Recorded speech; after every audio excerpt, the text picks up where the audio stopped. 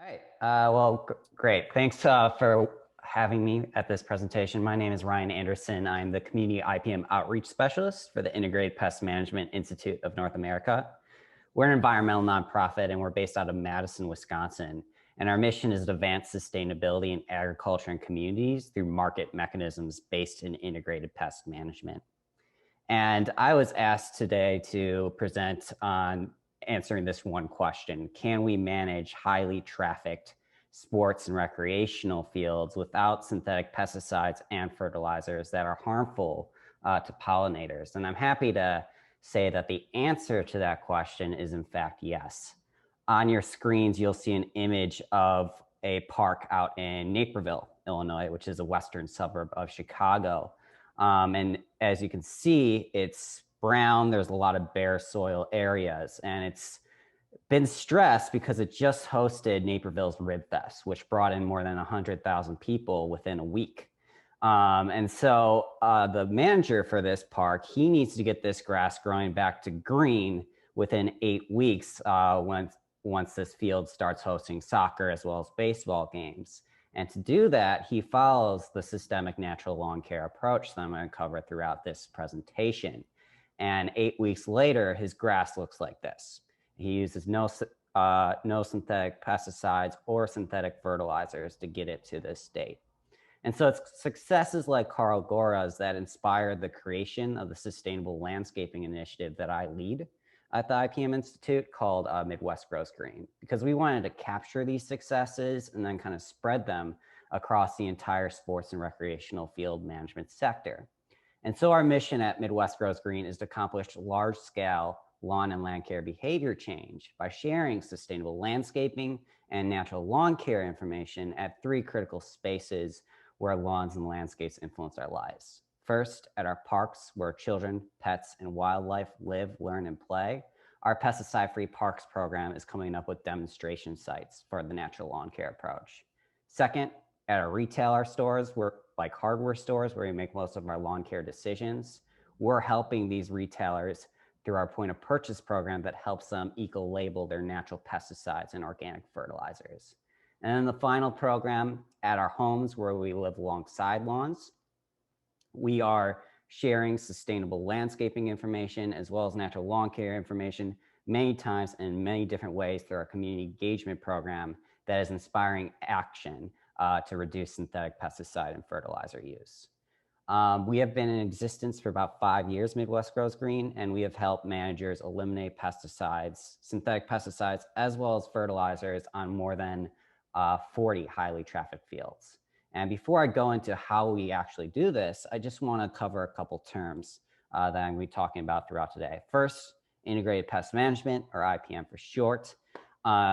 Midwest Grows Green wants an IPM program to be an environmentally sensitive and cost-effective approach to weed, insect, disease, and other pest management that consolidates all available necessary techniques into an integrated program to keep pest populations at acceptable levels and then to avoid those adverse effects. So I conceptualize it as this kind of upside down pyramid that you see right now. At the top of the pyramid are our most important practices, and those are our cultural practices that help build a dense, deeply rooted turfgrass system that's going to outcompete weeds and pests for air, water, and nutrients. And so these cultural practices are such things as mowing high, watering properly, and aerating compacted soil. At the next rung are our biological and mechanical controls. So biological controls will be using such things as beneficial nematodes to kill for grubs. And then mechanical controls will be mowing off the tops of dandelions' heads before they can reproduce. And at the very bottom, IPM does allow for the use of chemical control, but only after we've exhausted all these other control measures. And if we're going to use a pesticide, we want to make sure we use the least amount of the least harmful product. Another definition that I want to go through is natural lawn care. And we define natural lawn care as a systemic approach that refrains from using synthetic chemicals and focuses on building healthy soil, deep roots, and strong shoots to support healthy and resilient turf grass. So once again, you can see on the right is our conceptualization of conventional lawn care versus natural lawn care. Conventional lawn care, we say, is a product-based approach. You've probably heard of these 4-step 5-step weed control and fertilization programs. Apply this pesticide, apply this fertilizer at this time over the year, and you're going to get that green, weed-free, and lush lawn that is so desired in the United States. Well, natural lawn care takes a different approach. We call it a process-based approach, where we want to nurture healthy and biodiverse soil life as well as a healthy plant life. And to do that, we once again have to focus on those cultural practices that I talked about, such as overseeding, organic fertilization, aeration, and the list goes on.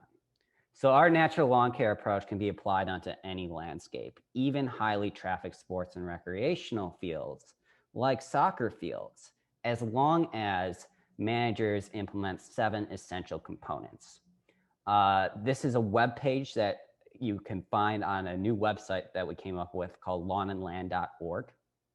And I'm going to focus most of my presentation on the first 3 of the components, essential components, which I consider practice-oriented components for this presentation. The last 4 I'll touch on very briefly, but they're more policy-oriented components to ensure the success of the first 3 practice-oriented components, which are establishing the tolerance thresholds for weeds and pests, and then prioritizing your fields based on those tolerance thresholds. Second, we want to build a defense system against weeds and pests by once again focusing on our cultural management practices. And then finally, we want to set protocols for selecting the least amount of the least harmful weed or pest control product if this product is necessary. So looking at that very first essential component of setting tolerance thresholds and prioritizing fields, this is actually a relatively new concept for Midwest Grows Green, but now we apply it onto all of our projects. And we learned it from Brett Hebert, who is the Director of Public Works for the city of Stoughton, Wisconsin, which is just south of Madison, Wisconsin. And what Brett does with his staff as well as his community is he walks his fields and assesses them based on visibility, foot traffic, and community expectations for these fields. And based on this assessment, he tiers his fields into one of 3 classes. First, we have Class A fields, which are highly used sporting fields or destination parks. So a destination park would be something like Millennium Park out here in Chicago, where I'm based. And for these fields, he exercises a 15% tolerance threshold for weeds. And that means he won't control for weed unless the weed density exceeds that 15% density threshold. And to put that into perspective, that's about 35 dandelions within 100 square feet. His second class are Class B fields, which are more moderately trafficked fields. And there he has a 30% tolerance threshold. And then finally, he has his Class C fields, which are his general use, low traffic, pocket parks, or even natural areas. For these areas, he has a 50% weed tolerance threshold. Midwest Grows Green goes even farther and says, don't control for weed on Class C fields unless we're talking about an invasive weed. And so why Brett prioritizes his fields is because he wants to shift the time and resources that he would normally expend on his Class B and C fields to the cultural management practices that are necessary to transition Class A fields away from synthetic pesticides and fertilizers. So let's say theoretically, Brett on all his fields is mowing them twice per year and applying pesticides and fertilizer products on all his fields twice per year. Sorry, mowing twice per week and then applying pesticides and fertilizer products twice per year. Well, what we would recommend is to eliminate that pesticide and fertilizer application on Class B and C fields, reduce the mowing to once per week on Class B and C fields, and then all the time and resources that you saved on management for Class B and C fields, you can shift towards the cultural management on Class A fields. And that moves right into the second essential component, which is the cultural management practices, which I would say is the most important of our 7 essential components. These cultural practices are building the defense system against weeds and pests because you're growing these deep roots for turfgrass, as well as these strong shoots that are going to choke out weeds and pests for necessities such as sunlight, air, water, and nutrients. And so when determining the cultural practices that we need for sports and recreational fields, we conduct a comprehensive site assessment. Right now, you see an aerial of a field that we helped out last year. It's based out in the west side of Chicago. We helped out through our Natural Lawn Care Technical Assistance Program that I'm going to be talking about frequently throughout this presentation. But on the aerial, our technical assistance program soil scientist, his name is Vitas Papadinskas, and he owns a company called Save Our Soil LLC. He numbered this aerial as well as did some red circles. These are areas that he chose to soil test for, to measure the soil compaction on, and to assess the overall turf density around. And so you should notice the numbers on the soccer field are in the penalty areas and then across the middle section of the field from goal to goal. The outer portions of the center region of the soccer field do not have numbers. And that's because these portions don't receive as much foot traffic, and the turf grass is actually growing quite vigorously in those areas.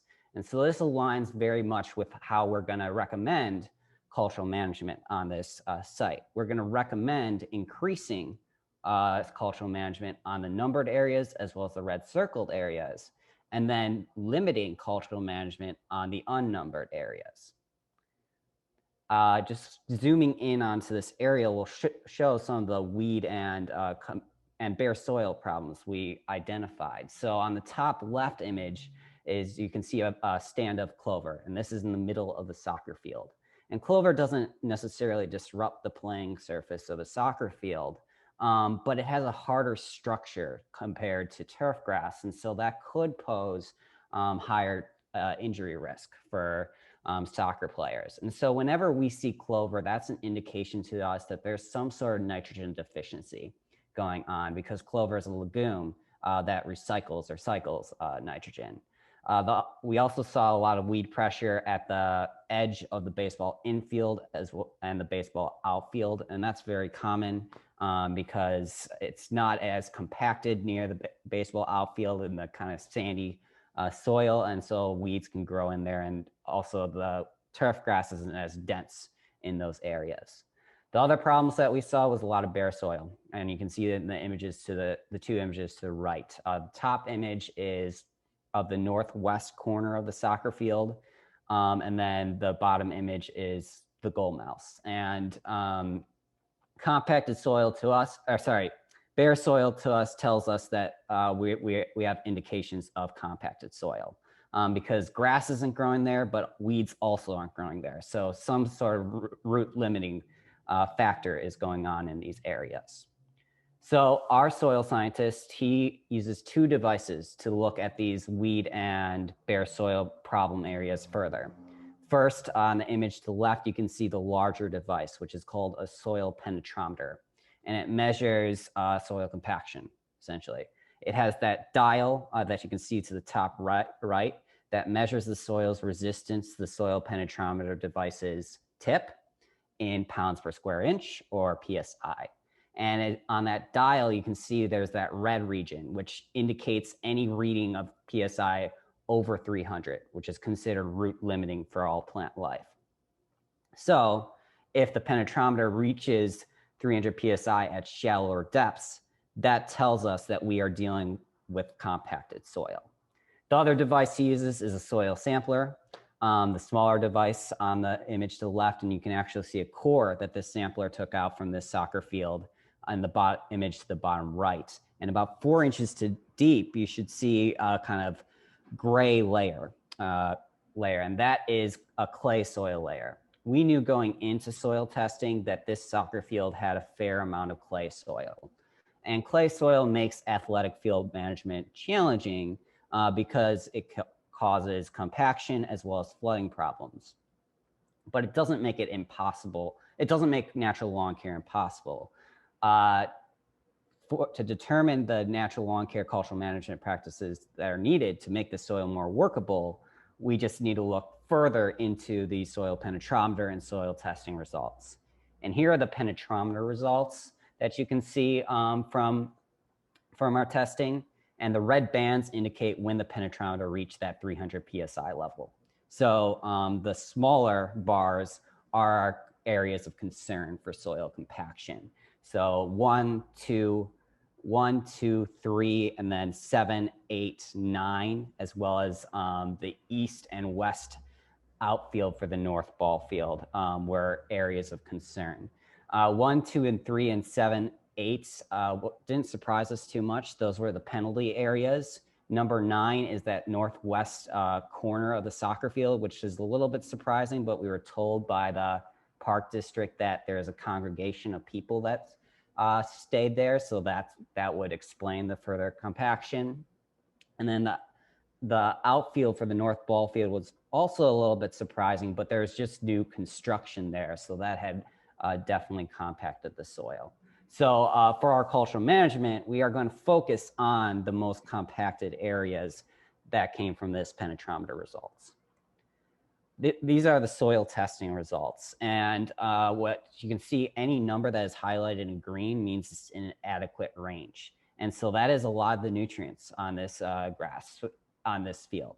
Phosphorus, potassium, calcium, magnesium, as well as organic matter content are all within adequate range. The yellow, the highlighted in yellow means it's slightly high, so borderline concern, and that's the soil pH for this field. But what the tests are telling us is we have enough nutrients in this turf grass field, but something is just locking up these nutrients in the soil. And we attribute this to a combination of the compacted soil that I've mentioned before, that high clay soil content, as well as the slightly high soil pH. So all the cultural management practices that we're going to recommend for this field are going to focus on how we can actually unlock these nutrients. And we're going to start by increasing the grass plant's capacity to uptake nutrients by building its root system.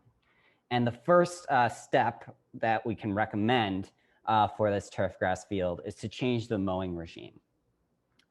Actually, this park district did a pretty good job at mowing based on our recommendations. They were mowing at a height of about 2.5 inches, which is good. We would ideally like to increase that to about 3 inches, but we understand that that could affect the playability for soccer at times. So 2.5 inches is the minimum for expectations of mowing. And then they are also mowing twice per week in the spring and fall during the most vigorous turf grass growth, and then once per week in the summer during drought conditions, and that is perfect. Mowing high doesn't stress the grass plant a lot because you're not taking off a lot of the top of the plant. And so the grass tells itself to start growing its root system as opposed to the shoot system.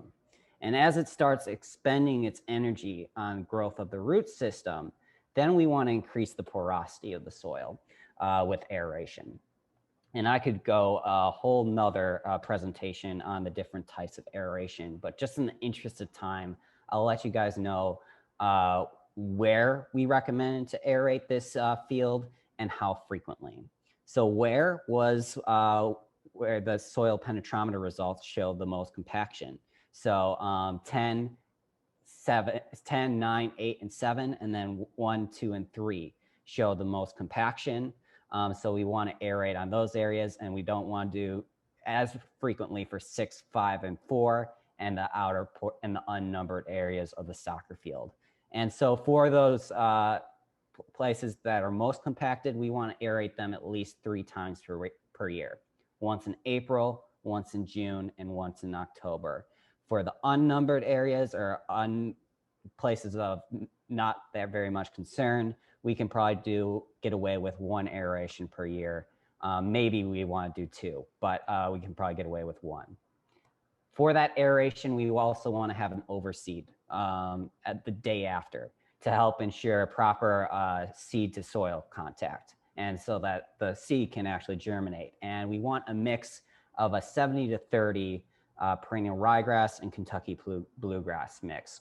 Perennial ryegrass germinates relatively quickly, but it's not as hardy as Kentucky bluegrass. And Kentucky bluegrass will last for a very long time, but the problem, of course, is it doesn't germinate as quickly as perennial ryegrass.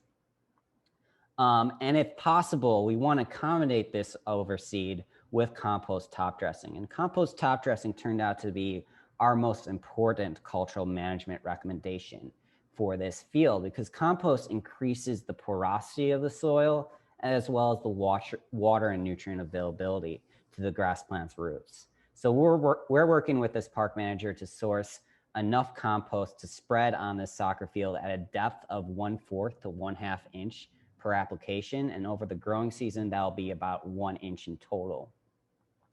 If we're going to do the whole field, that can get expensive. But once again, if we just focus on the compacted areas, we only need about 40 cubic yards of compost material, which would equate to about $880, which is very much in line with fertilization programs for athletic fields and everything like that. And I just want to say compost, it improves seed germination, but it just helps all these other cultural management practices that I mentioned, of the aeration, the mowing, and everything like that. It really works wonders for turf grass fields.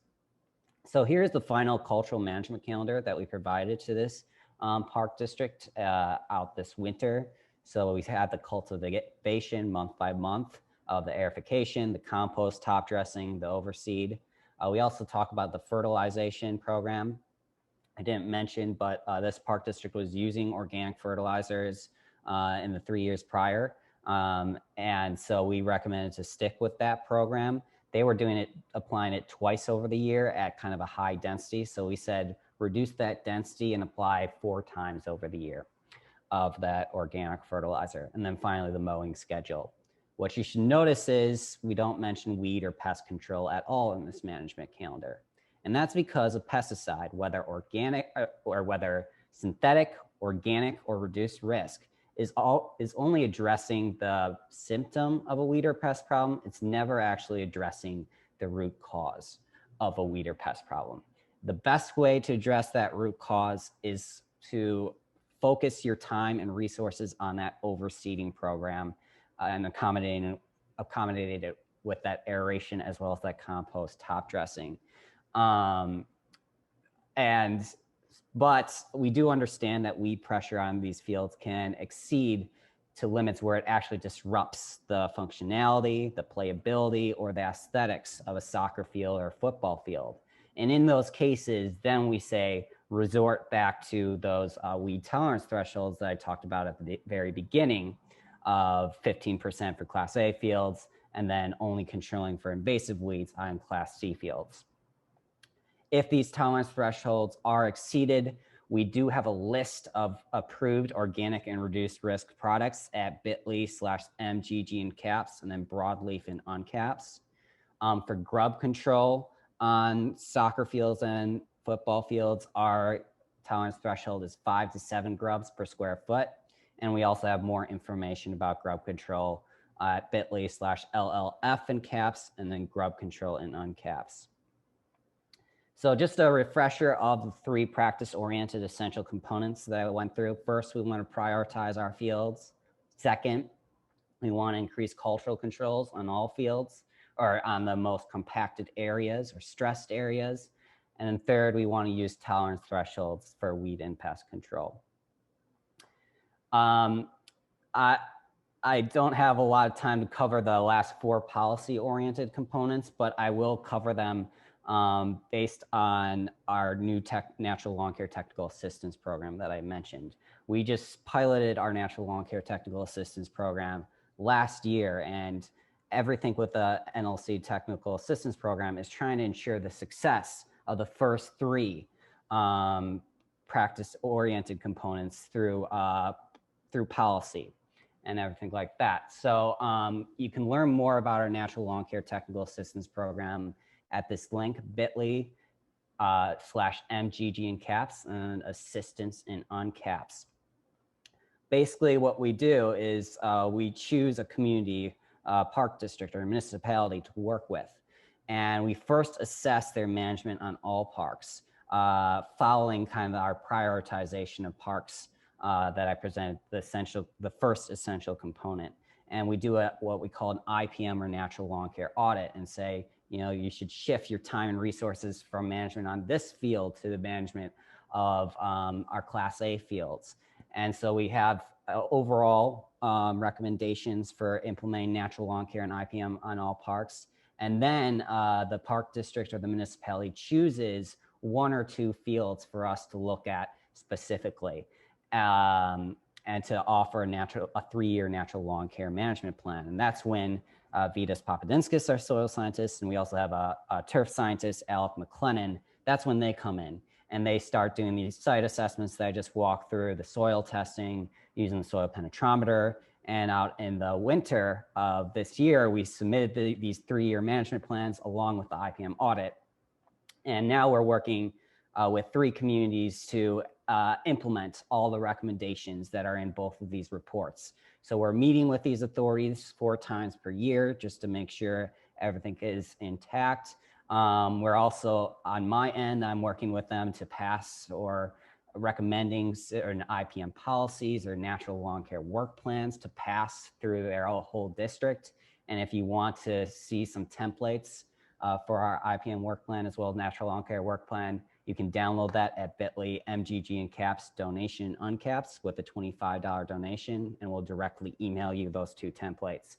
And then the final thing that we do is we work with the park district, the municipality, to engage the community about this transition and how they can apply some of these own practices into their own lawns. So we do presentations like this. We do signage that you can see, signage we created for the city of Grand Rapids about 2 years ago.